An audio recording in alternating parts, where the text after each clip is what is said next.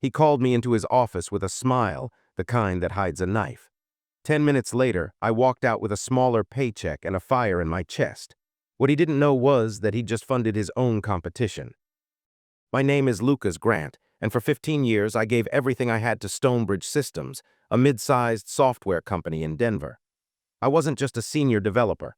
I was the guy who stayed late when the servers crashed, who trained the new hires, and who kept things running when others bylaid. I believed in loyalty, hard work, and building something that mattered. Then came Darren Burke, the new boss, fresh out of some MBA program, slick hair, expensive watch, and eyes that never quite looked at you, just through you. He walked in like he owned the place, shaking hands and making speeches about streamlining operations and maximizing impact. I didn't like him, but I kept my head down. I figured if I kept doing my job, I'd be fine. I was wrong. It happened on a Thursday. Darren called me into his office, all smiles and small talk, and then, like he was discussing the weather, told me they were cutting my salary by 20%.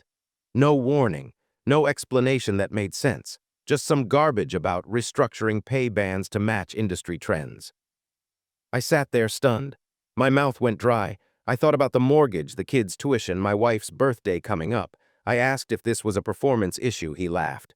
Told me I was one of the good ones, but that the decision was final. I walked out of that office numb, my ears buzzing like I was underwater. I had to sit in the parking lot for 10 minutes just to breathe. 15 years of loyalty, and that's what I got? A smile, a slash, and a pat on the back. That night, I didn't tell my wife right away. I just sat on the porch, staring into the dark, trying to hold back the storm inside me. I felt small, like everything I'd built meant nothing. But deep under the humiliation, a different feeling started to flicker, one I hadn't felt in a long time. Anger, and with it a dangerous thought crept in. What if I didn't just accept this? What if I did something about it? I didn't sleep that night. I just kept staring at the ceiling, playing back every sacrifice I'd made for that company. The birthdays I missed, the weekends I worked, the time I skipped my son's school play because a client system had crashed. And for what? A paycheck that could now barely cover our bills. The next morning, I looked at myself in the mirror and didn't recognize the man staring back. He looked tired, beaten, like someone who had stayed too long in a place that stopped valuing him a long time ago.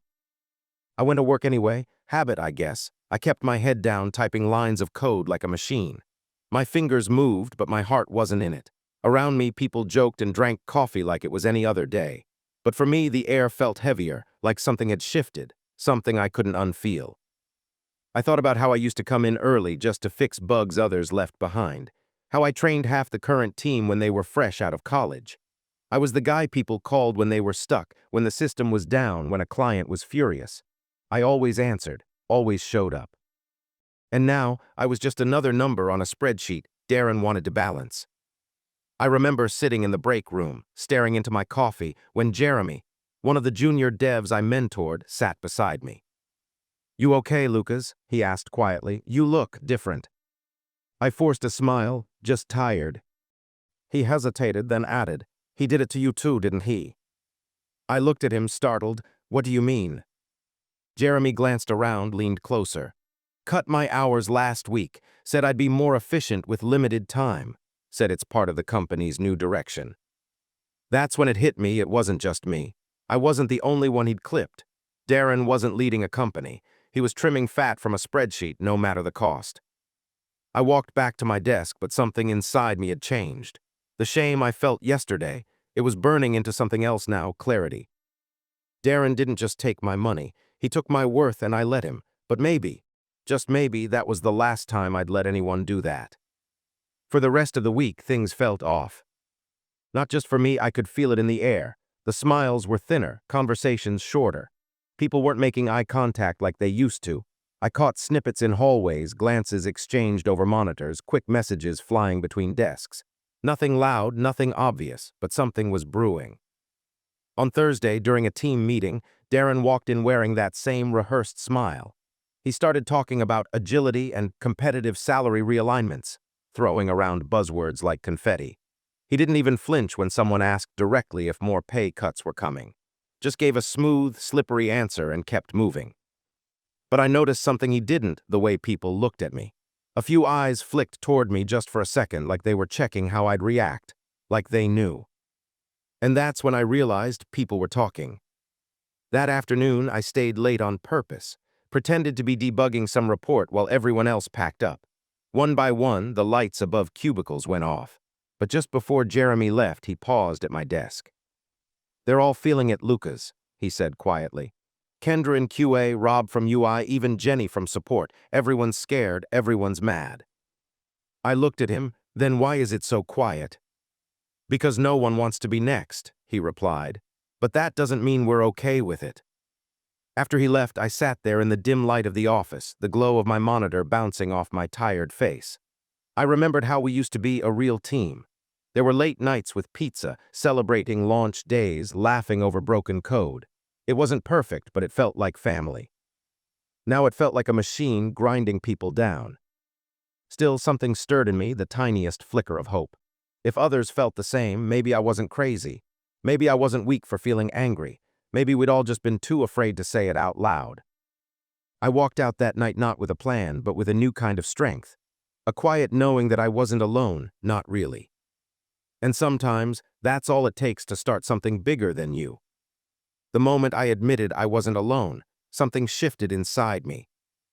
I started staying up late again, but not for Stonebridge. No more unpaid overtime fixing someone else's mess. This time it was different. I dusted off my old notebooks, the ones filled with ideas I never had time for. Half-built apps.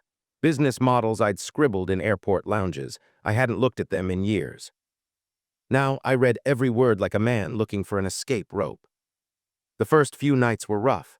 My wife Ellie noticed the change. She found me in the garage at 2 a.m., surrounded by empty coffee mugs and diagrams spread across the workbench. "What are you doing out here?" she asked gently. I looked up, eyes burning from screen time, thinking. She sat beside me without pressing. After a long silence, I said, "He cut my pay like I was nothing, just flipped a switch.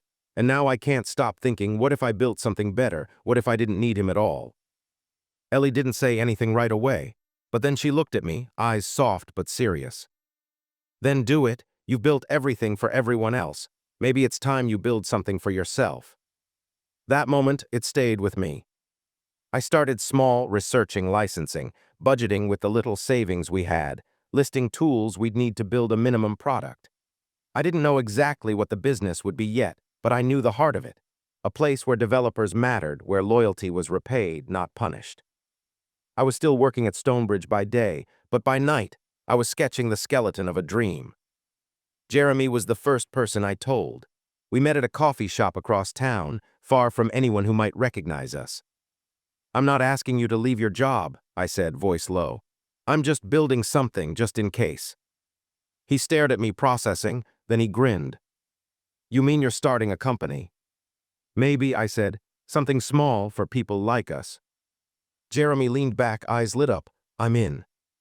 Just like that, it was real. Not a dream anymore, a plan in motion, still shaky, still secret. But something had begun, and this time it was mine. It's one thing to have an idea. It's another to see someone else believe in it. Jeremy showing interest was encouraging, sure, but I didn't expect what happened next. He quit. 2 weeks after our late-night coffee chat, he walked into Darren's office and handed in his resignation. Just like that. No big speech, no drama, just a quiet exit, the kind that said I've found something better. I found out because Darren brought it up in the next team meeting, trying to spin it like Jeremy had decided to pursue other passions. I knew the truth. Jeremy had decided to pursue mine. That evening, he showed up at my garage with his laptop and a box of takeout. "I figured you could use a CTO," he said with a grin. My heart thumped in my chest. I tried to play it cool, but inside I was reeling. This wasn't just a friend helping out anymore. This was a man leaving behind a paycheck, security, and a known path to follow me. And suddenly it all felt very real and very terrifying. "What if this doesn't work?" I asked as we cleared off the workbench. Jeremy shrugged. "Then we fail building something that matters, not sitting in silence while someone like Darren kills everything good about what we do." I didn't reply, I just nodded and handed him a marker. We drew up a list of features, ideas, names. We debated over everything, the tech stack, the business model, even the color scheme of the interface. Those nights were electric. There was no clock, no manager breathing down our necks. Just two guys building with passion. We worked through the weekends, fueled by greasy food, cheap energy drinks, and the kind of focus that only comes when you're chasing something that means more than money. Ellie would check in sometimes, bringing us sandwiches or just standing at the door with a quiet smile. I could see it in her eyes, pride, but also fear. We were risking everything. She knew it. I knew it.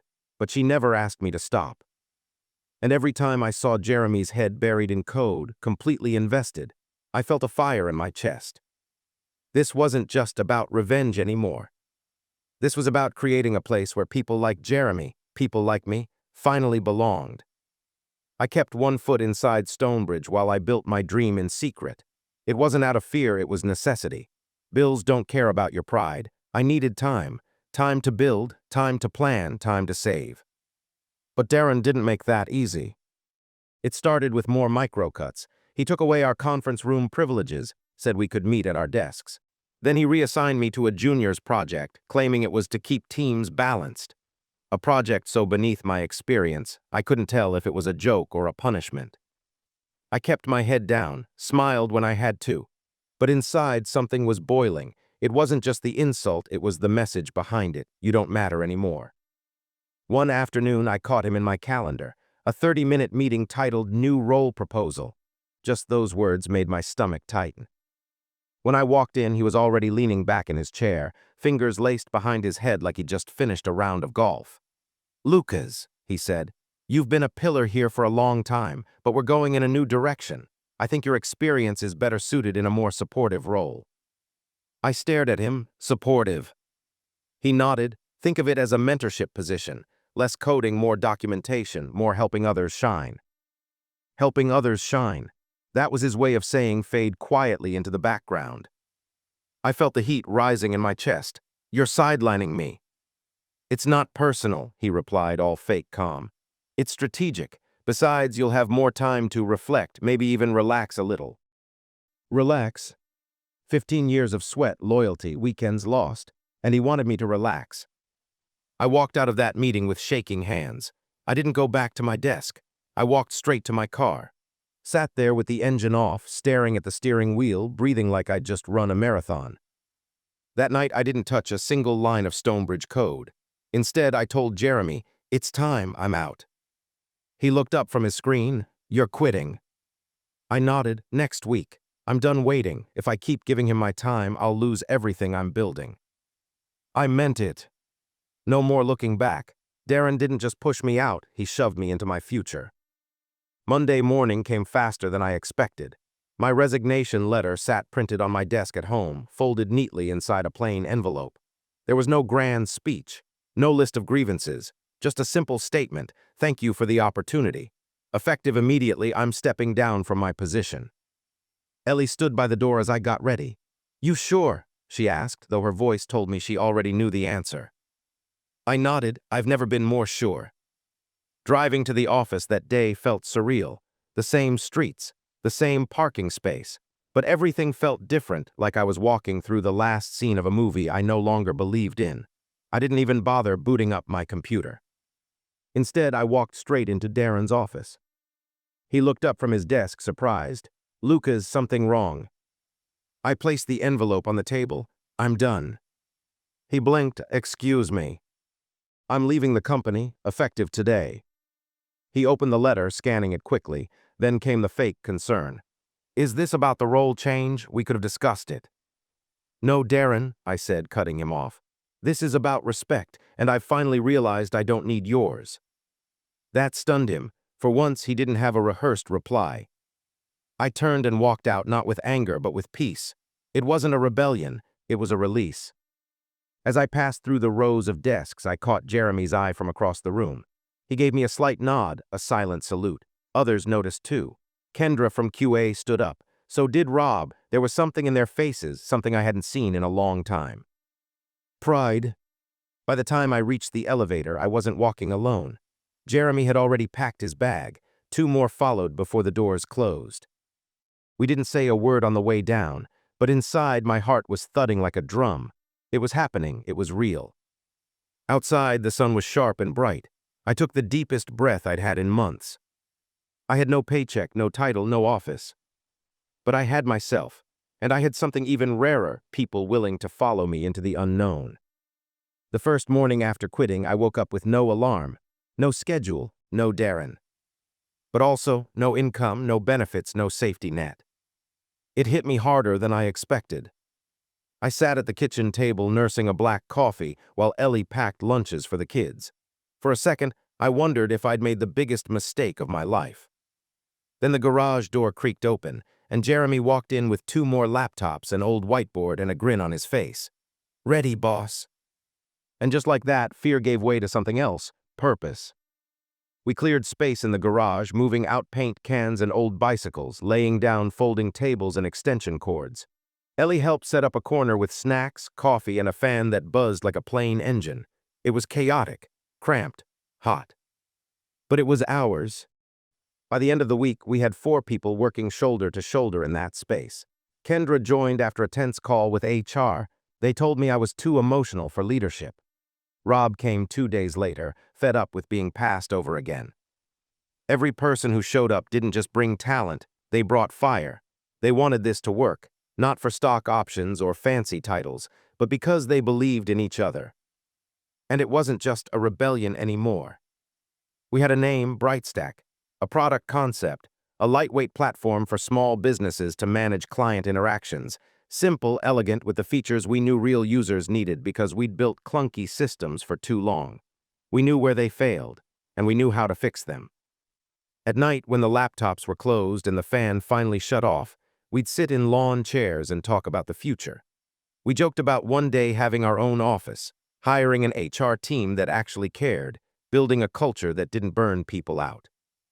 There were still doubts, of course. The money would dry up fast if we didn't launch soon. But for the first time in years, I wasn't dragging myself to work. I was racing toward it. And the team, they weren't just following me anymore. We were building this together. It was only a matter of time before Darren heard. We weren't exactly hiding anymore. Brightstack's landing page had gone live. A few teaser posts were making the rounds on LinkedIn, and people were talking, especially former Stonebridge employees who now sat on folding chairs in my garage. I thought he'd call, maybe send a cease and desist, try to intimidate me. But Darren didn't do subtle. He showed up. It was a Thursday morning. The garage door was half open to let in some air. We were mid-sprint, testing user flows, when a black SUV pulled into the driveway. For a second, I didn't think much of it until the door opened and Darren stepped out. Crisp suit, sunglasses, the kind of entrance made for boardrooms, not garages. He didn't bother knocking. He just ducked under the half-open door and looked around. "So," he said slowly, "this is where my team's been hiding." Jeremy stood up tense. Rob stopped typing. But I didn't flinch. "You're not welcome here, Darren," I said, stepping between him and the others. He gave a cold smile. "I see you've been busy. Funny thing is, your little startup, it looks a lot like some of the ideas we pitched last quarter at my company." "That's where you're wrong," I replied. "You never listened to those pitches, you never saw value in them, but we did." He took a step closer. "You're trying to compete with Stonebridge, Lucas. You think you'll last 6 months." I looked him in the eye. "Maybe we won't, but we're building something real, something people actually believe in, and I'd rather fail doing that than succeed under someone like you." That hit. His smirk twitched just for a second. He turned to leave, pausing at the edge of the driveway. "This won't end well for you." I watched his SUV disappear down the street. My heart was pounding, but not from fear, from adrenaline and pride. "Think he'll come after us legally?" Jeremy asked. "Let him try," I said. "We didn't steal anything, we just finally started using our own minds." The team was quiet for a moment, then Kendra muttered, "I never thought I'd see someone put him in his place." I exhaled slowly. It wasn't about revenge anymore, it was about freedom. And Darren, he could keep his glass office and hollow speeches. We had something better. 6 months after Darren showed up in my driveway, we signed our first major client. It wasn't a flashy deal. No confetti, no champagne, just a small, family-run business that had been struggling with bloated CRM tools and long support calls. When they told us, "This is exactly what we needed," I nearly teared up. We weren't trying to be the next tech giant. We just wanted to make things better for people like us. and somehow that became our biggest strength. We moved out of the garage that winter. Our new office wasn't glamorous. It was the second floor of a downtown building that used to be a dance studio. The walls still echoed a bit. The floors creaked, but it was ours. We painted the walls ourselves, hung up photos from the garage days, and left the whiteboard covered in old ideas just to remember where we started. Every time someone new joined the team, we told them the story. Not to gloat, not to flex, but to remind them that Brightstack wasn't built out of spite. It was built out of respect, for work, for people, for purpose. I still think about Darren sometimes. I heard through the grapevine that Stonebridge lost 3 more engineers after we launched. He tried to pivot, rebrand, offer flexible hours, but it was too late. People had seen behind the curtain. The world changed, and so did I. I'm not the same man who used to stay late hoping someone would notice. I don't measure my worth by titles anymore. I measure it by trust, by impact, by how many people walk into work each day excited, not exhausted. Ellie hugged me one evening after I came home smiling from a 12-hour day. "You look tired," she said, "but you're glowing." "I'm finally building something that matters," I whispered. She kissed my forehead. "You always were, you just needed to see it." Sometimes I wonder what would have happened if Darren never cut my pay, if I just kept going, head down like always. But I'm glad he did, because losing that job gave me everything I didn't know I needed. A team, a mission, a second chance. And the best part, we didn't have to burn anything down. We just built something better,